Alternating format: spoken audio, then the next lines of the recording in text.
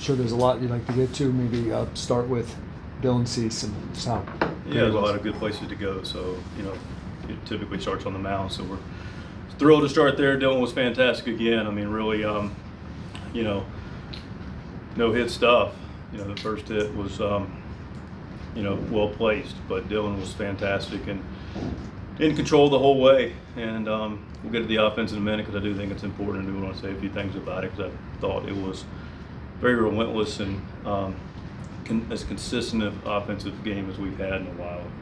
But to finish up with Dylan, I thought he threw the ball extremely well, and the leadoff walk in the seventh and the base hit to Story got him, but he did more than his part, and that's exactly what we need out of our starters, to be able to do just that. And out of Dylan, you've been talking about it, like how good he has looked at times, back-to-back starts, and seems to really be validating what you guys have believed about him. Yeah, listen, you see it all year, you pay attention to it. And he just continues to be more consistent. And he's just throwing the ball where he wants to. He's controlling counts better. If you looked up, and one of the indicators, not absolute indicator, was his ability to go into the seventh. His ability to be in the fourth at 40-something pitches, be efficient with his pitches, dominate early in the counts, and look to get quicker outs. And we know he's got strikeout stuff clearly, but those early outs and those controlled counts are important for his efficiency and for us, and to get more innings. And about the consistent scoring of the offense, the way that those runs were built, you had some real heads up running. What pleased you today? I just thought the offense dictated the game today. The pitching was in concert, but I thought the offense dictated the game, and just loved the consistency of at bats. Better as we went. He was hitting his spots early, in and out. Slider was pretty good. He was pitching, and the right, beginning of the second time through, Freddie with 2 out, nobody on, does his thing. Thought he gets on, and Luis makes him pay. Ball in the gap, and then the add-ons. It's just really good baseball in a lot of different ways to do it. But again, I thought Bello pitched well, but we consistently took quality at bats against him, and you can see him grind them out. And in the sixth, we were able to, fifth, we were able to get with Crony right out of the box. Not seeing where it's going, just, hey, I'm going to get on 2. First 3 steps were good, able to bring him home. And then that 6th inning, just Manny with a bag, Bogey with a bag. And then, so we beat him with that. And then we were able to be disciplined with 3 straight walks. Jack, so I think he's taking good at bats. I don't think I know he's taking good at bats. I'm pleased with Jackson. And, Oriano and Crony, they took their walks and add another run. The more runs we scored, obviously, the better. And it helps with our bullpen. And the add-on in the 7th, that was huge too. Toddy, Rise, a couple base hits, and then we got some situational hitting.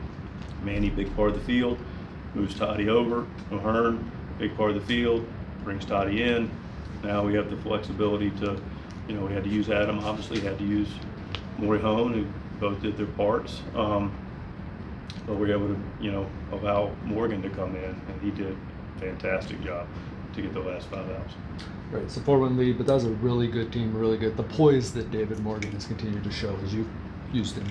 Great work, boys. He's just, he's got good arm. He's got a really good arm, and he's got a good sinker. His slider's good. He's got real weapons. And the biggest thing, like we said, he's not going to make it bigger than it is. He's going to go out and he's going to be on attack, and came in and immediately made quality pitches and got his guys. And obviously important to not have to go to the other guys as well. So Miller's turning into Morgan's turning that guy that we can clearly trust. Mike, Dylan had an ERA up around 5 through the All-Star break. Since the break, it's back to the low 3s, moving more on that with his career. What has been the biggest difference you've seen from pre-break to post-break, if anything? ERA can be a little bit tricky. He had a game where the highest amount of runs scored against him was some of the softest contact he's allowed all year. So, that's a part of it. But starter ERA can be a little bit more indicative, and I'm really confident that, perhaps I wouldn't say this, and Dylan's a really strong-minded guy, but knowing he's going to be here maybe created a little bit more freedom for him. I don't know. He's a big part of what we do, and he knows that. But he's also human, and I, just the matter of being the consistency we talked about with Ace's question. Just he's dominating the strike zone, and he's throwing a lot of quality pitches, and yeah, he's getting his strikeouts, but you know, he's also getting a lot of earlier outs and controlling counts and allowing him to go be who he is, and that's one of the better pitchers in our game. Seventh inning, big spot there, 5-2, bases loaded, no outs, and Adam bounces back, strikes out a pair of guys, Mormon comes in, gets Anthony. Just what did you make of that moment, that situation there? Yeah, you know, we go in and like I said, Dylan got a little runway, and the walk and the base hit got him, and you know, we weren't as clean as we needed to be as far as a hit batter and defensive play, which is very, very, very uncharacteristic. But we got to prove we're human some days. But the thing I love about it is, and it's indicative of our team, those human things are going to happen. They just are. You know, it's how you handle those things. So Jason Adam being able to get in that situation, now we've got traffic, now we got runs scored, and then be able to go, okay, I'm just gonna go bear down, I'm gonna execute, I'm gonna stay in the moment, and I'm gonna trust my ability. And he goes punch out, and then it was more home start. And again, same thing, I'm gonna come in, gets behind in the count. Okay, I can do this, I got this, I'm gonna go attack, and that's ultimately what this is about. You know, it's really about being as consistent as you can possibly be, and then that's the human part and the challenging part. And then the other part is when things don't quite go as well, regardless of situation, offensively, defensively, pitching. You go, okay, let's cut it right here and let's right the ship and let's get back to it and play the game the right way. And that's what great players and great teams do. A big part of your guys' win today was like the hustle plays. A couple of times throughout the game, there was a couple. What can you say about the level of effort that your team brings on a daily basis? Yeah, I'm glad you recognize that. You know, our guys' care factor and effort level is really beyond question. You know, these guys, mentioned Crony getting out of the box. You know, we do all the little things that when you see on a field from my seat and really from the seats that sit in Petco. You know, and you know, effort is not something to be taken for granted. It is something we expect, but you know, it's what the guys do. They show up to win. They show up to play the game the right way, and it was on display again today. Cronenworth also extended his on-base streak to 15 games. What can you say about his contributions? I mean, Jake, again, you know, seems like, you know, he's one of these guys that, you know, we got a lot of people that carry the mail for us and we talk about, and rightfully we can talk about Jake, but Jake, you know, similar to Bogey, just playing good baseball. And Jake's just a winning player. You know, he can go and do a little bit of everything. He's taken, you know, it was a tough walk he got today. You know, the lead double to extend the lead. Plays excellent defense. Just a smart winning player that knows what the game calls for and has the ability to execute it. So he's a big part of our club. Hey, Mike, games are so often won on the margins. I think the first 4 runs you guys scored all 2-out hits. Yes. Thoughts on that? The 2-out hits, clutch hitting, and winning games. Yeah, you know what? You're right. I mean, we talk about that a lot. You know, I was talking to David Macias, our first base and base running and outfield coach. Before the game, we were just talking about, you know, incrementally how we win, and I just love talking about that. And me and David got in a good conversation. We were talking about Skip Bertman, you know, the long-time LSU head coach, and I remember growing up and studying him and listening to him at clinics, and you know, he just talked about the game being, you know, chances are proposition, and what we're trying to do at every single turn is create an edge.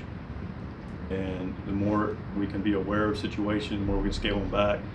You know, that's what we use analytics for, but then also what's within that moment that tells us how to, you know, how we want to compete, and you know, that's how we play the game, looking to always grab an edge and see and do what the game calls for. And, you know, allow our players the freedom to see and do what they calls for, because I do believe that with all confidence in having done it, championship players think and do for themselves. And so our job is prepare them and guide them. But you know, the 2-out hits are big.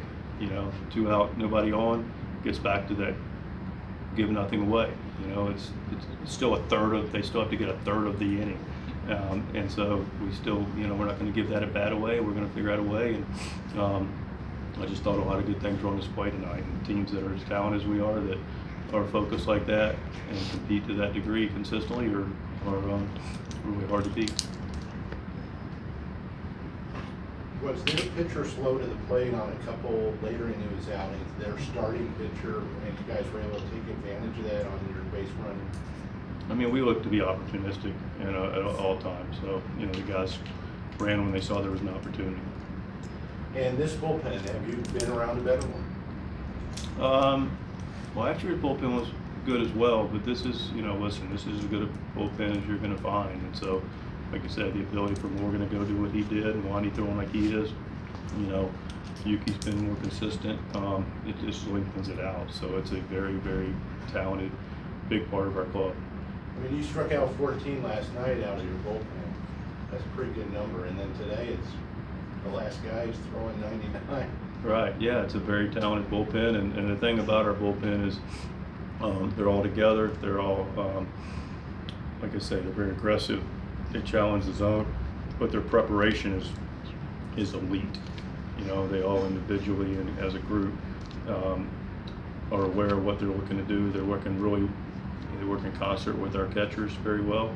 You know, clearly the staff's working with them and talking to them and creating clarity about what it looks like, you know, from a competition game planning standpoint, but these guys do their own work, and that's why I say, you know, so, you know, yeah, the talent's there, but the other intangibles are in display that are really a shining example of what's right with, you know, successful major league players.